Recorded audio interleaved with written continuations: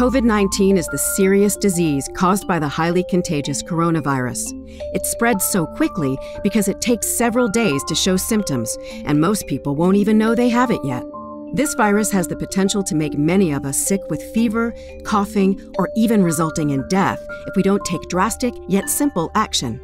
While researchers continue to develop a vaccine, there are things everyone can do to help slow its spread. Stay home, unless you have to go to the grocery store, pharmacy, or outside to exercise. Wash your hands frequently for at least 20 seconds, and practice social distancing. But what is social distancing? Well, it's just like it sounds. Distance yourself from others at all possible times. A virus only spreads if it has someone new to infect. So if we all put at least 6 feet of distance between each other, the virus will have nowhere new to go and will eventually run out of steam. Following these rules is critical to protecting people with underlying health conditions, as well as the senior population. And keep in mind, this even includes our own grandparents. These at-risk groups have been hit hardest by the virus, and they need our help to stay safe. Look, we know this is a challenge, but if we want to stop this deadly virus in its tracks, we must practice social distancing. There are all kinds of ways to meet with your friends, family, and community virtually. Try video calling with your family, playing an online video game with friends, or even having a phone call with the people you know. The bottom line is this: COVID-19 isn't something we want to tangle with. If we all keep our hands clean and practice social distancing, we'll save each other's lives by giving the virus nowhere to go. And keep in mind, we may have to keep doing this for several more weeks to come. Stay home to stay safe, working together to live together, at a distance. It's up to all of us to stop the spread. Hello and welcome to the Talk with Tariro. Like I indicated, for the next, now we are left with 2 weeks where we are saying we need to go back to the issue of HIV.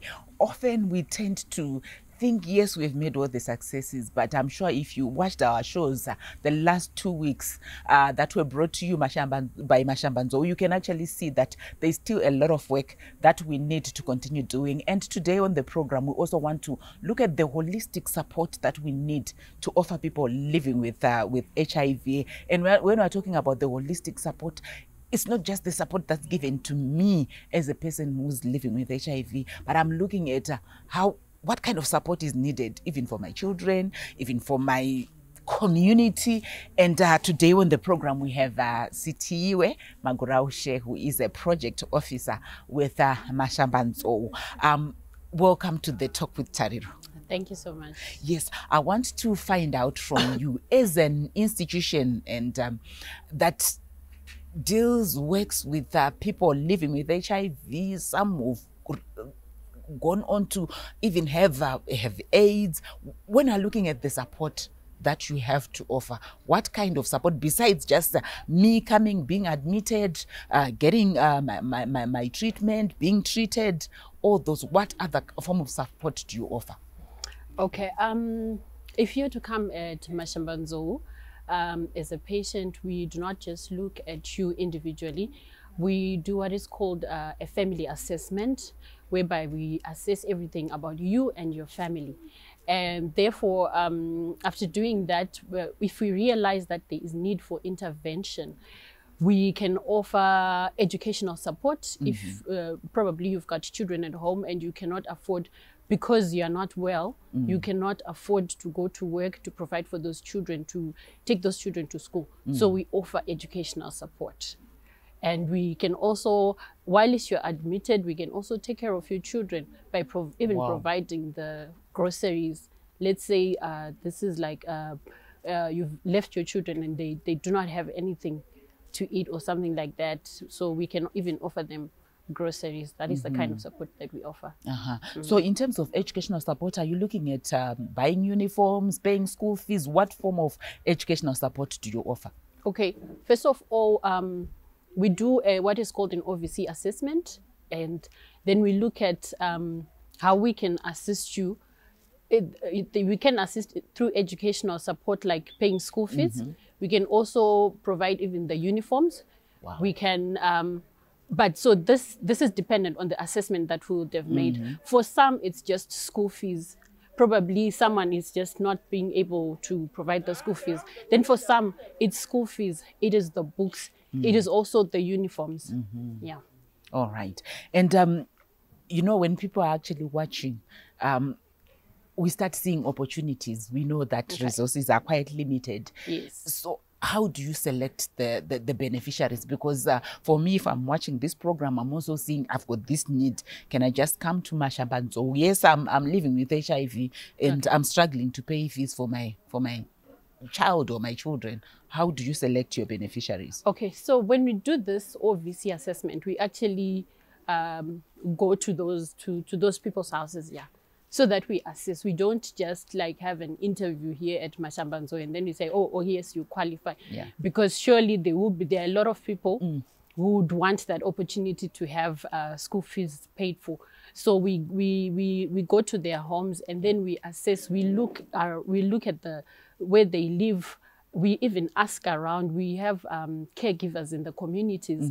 So we ask around before we can say this one deserves to have that benefit. So are there any success stories that you would say from those that we have offered educational support, we have succeeded in having such a specific number in tertiary? Some have even finished school, they've gone on to look for jobs, they're employed.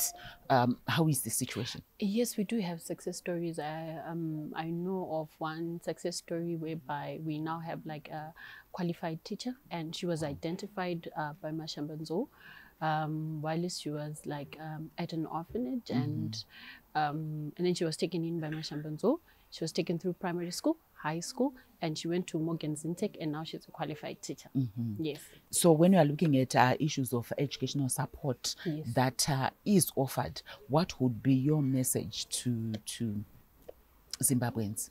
Okay, my message to the Zimbabweans would be, you know, it is a right for every child to go to school. So as parents, as guidance, let's support our children. Let's not destroy their future. Let's support them in every way that we can. And not letting your child go to school, you're destroying their lives. So let's support our children. Let's take them to school. Well, if you had, in terms of the issues of educational support that's being offered, my challenge to you would be, should we just let it be a responsibility of the government? Should it just be the responsibility of institutions like Mashambanzo? From what Sitiwe is saying, it is your role, it is my role. Let's ensure that our children within our communities are assisted. Particularly here, we are seeing children of people living with HIV getting that kind of support. So you and I, we also have a role that we can play in ensuring that the right to education for children is actually met.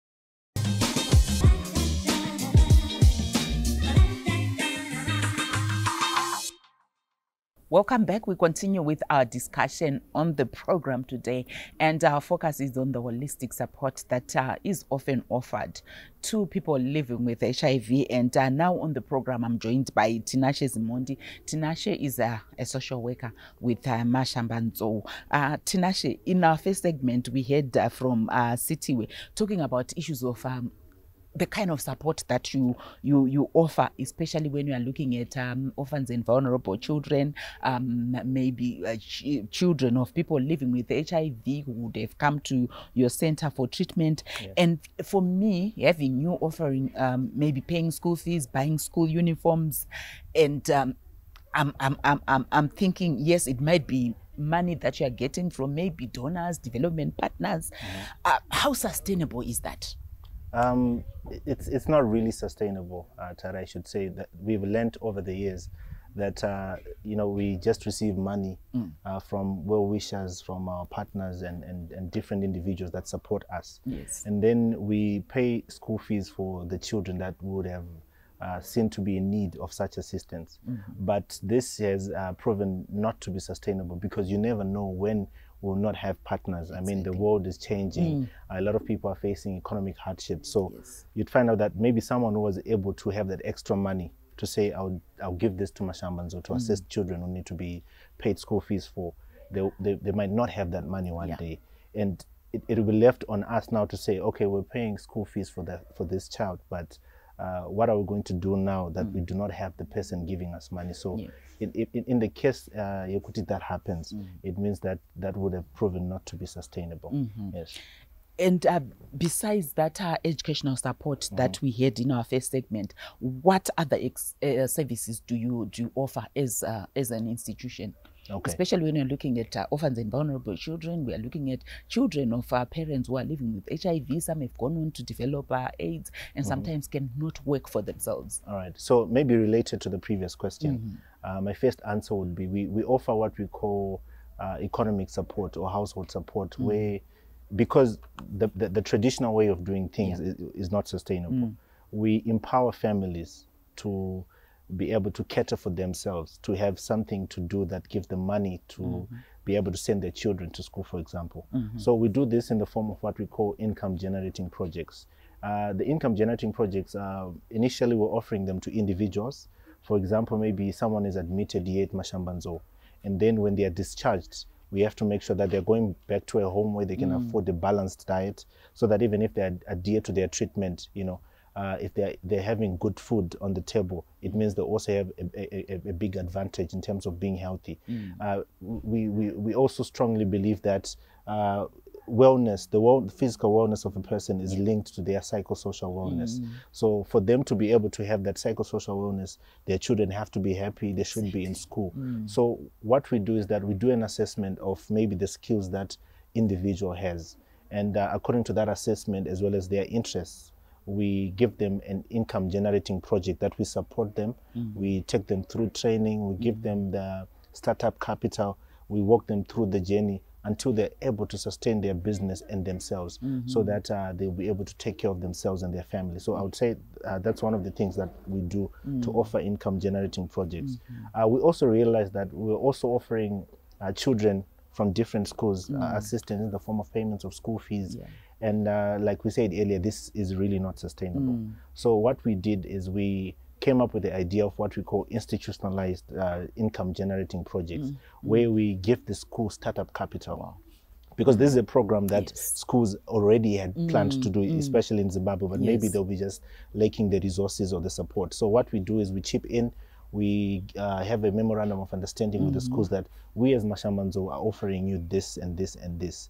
And in return, if your business is successful, whatever proceeds you have, will have to support maybe 25 children at that school that we will jointly assess to see if they are really deserving of the school fees assistance that they will have to receive.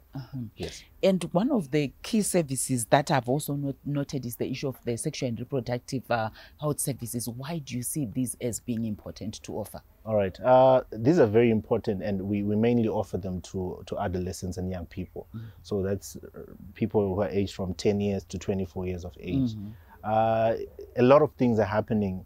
The new HIV cases that are being recorded in Zimbabwe or in Africa, they are mainly affecting adolescents or people in that age range. So, it leaves us with the question that what exactly is happening? Where are we going wrong? We've made so much progress. That's the next question that I wanted to ask to say, exactly. Where exactly are we going wrong to be seeing a resurgence of new HIV infections? Yes, and it's happening amongst young people. These are the precious generation, the leaders of tomorrow.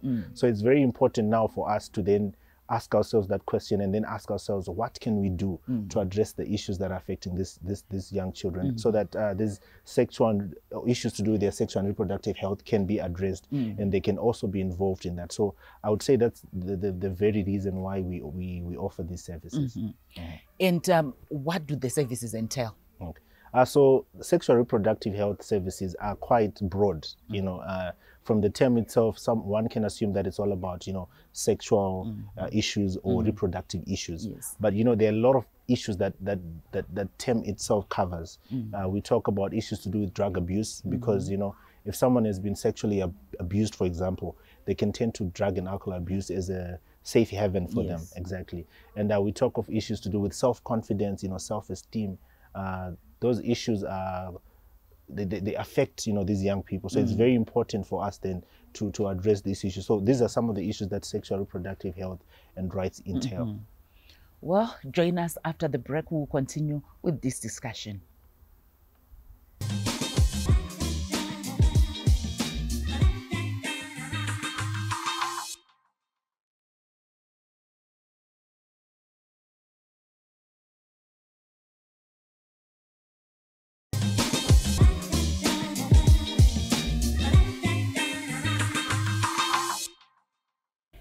Welcome back. We continue with our discussion where we are looking at the holistic support that is offered to people living with HIV. You heard from Tinashe.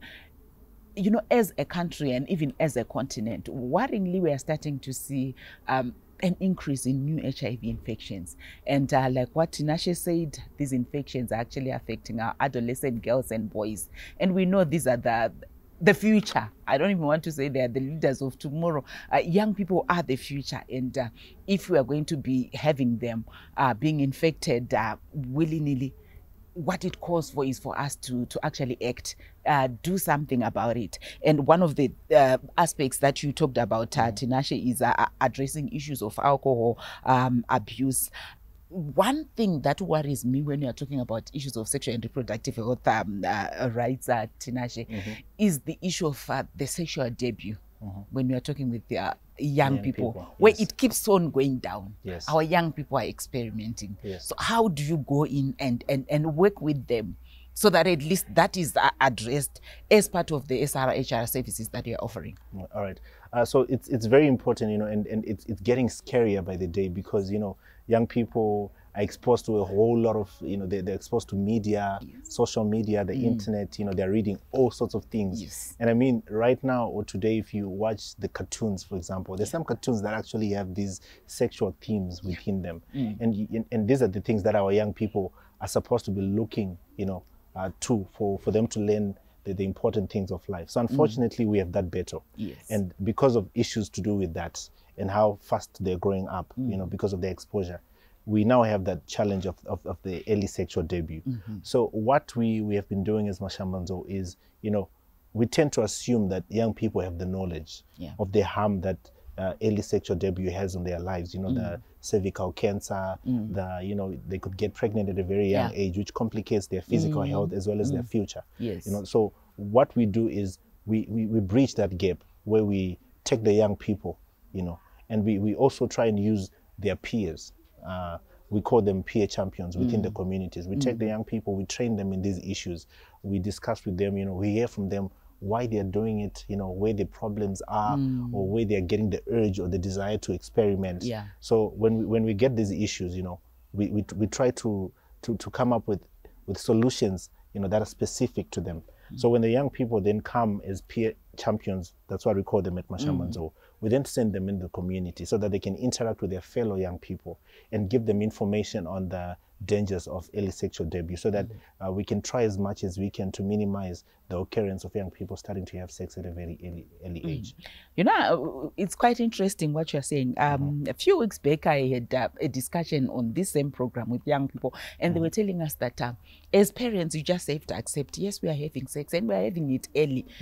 Do you think even with your efforts that you are making, are young people understanding? Because the message that they are carrying is, would rather you show us how to protect ourselves, because when you talk of abstinence, now it's almost like non-existent. Something that's actually alien to us, because when we're growing up, we used to respect all that. But our young people now, they're telling us things have changed. All right, so we have a challenge, you know, but we don't want to lose belief, you know, that because in as far as protection can be used, you know, it's not 100% effective, you know. So there's always a risk that we're going to have unwanted pregnancies. There's always going to be a risk that we are going to have, sexually transmitted infections. And also we're going to have children who may be forcing themselves on other children, which is quite common these days. And when that happens to a young person, you almost take away the rest of their life from them. So it's very important for us to really preach abstinence, in as much as we have to acknowledge that in as much as we preach abstinence, it's not everyone who's going to take up the idea. So when we find out the young people are indulging in sex anyway, we also do our best to give them all the information that has to do with the sexual activities.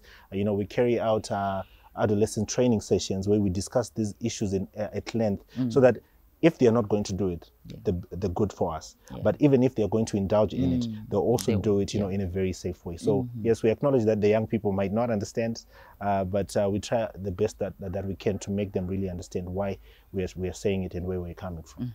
Could you assist us in unpacking sexual and reproductive health rights using real life examples that to make it easy for viewers to then say, yeah, this is what we are talking about? I think people assume that these are issues, Zepa TV, that they hear from television programs like this one, or maybe you've read a magazine or an annual report of a certain organization like Mashambanzo. Then you come across these issues, but these issues are real. I think one of the common issues right now is the issue of early child marriages. Maybe it's because we live in urban areas and we tend to assume that maybe people in the rural areas live life the same way that we do. But unfortunately, child marriages are happening, and they're happening at a very scary rate. And because of that, we have children who are becoming mothers as early as 13 years of age, 14 years of age. We do have a program here at Mashambanzo for what we call the teen mothers, and we want to protect these children. We want to help them walk through life, help them get back to education and issues to do with that. So that's one of the examples that we have, the issue of young people becoming parents at a very young age. Another example, that is related to HIV. We have the issue of young people who want to get married, that are dating and courting, and they've not disclosed their status to their partner. So they approach us as social workers. I'm HIV positive. I was born like that. I've never told him this, but he's serious. So what do I do now? So these are real life situations that we really have to accept that they're happening amongst adolescents, young girls and boys. That we really need to address as a people.